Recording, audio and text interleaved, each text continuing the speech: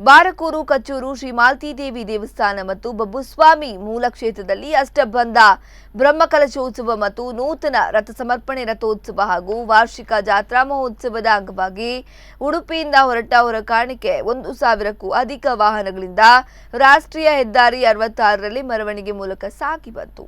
Udupi ಜೋಡುಕಟ್ಟಿಯಲ್ಲಿ doctor G Shankar ರವರು ಮೆರವಣಿಗೆಗೆ ಚಾಲನೆಯನ್ನ ನೀಡಿದರು.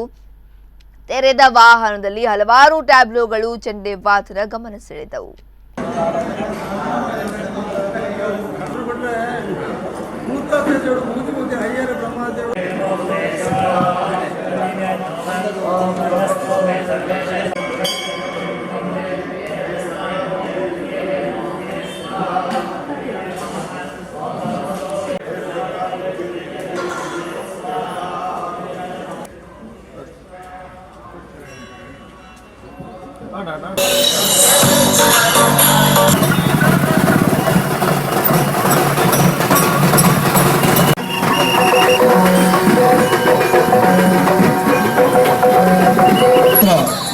ಸನ್ಯಾಸಿ ಕಟ್ಟಿದ್ದು ಅತಿ ನಾಯಕರ ಮೆರವಣಿಗೆ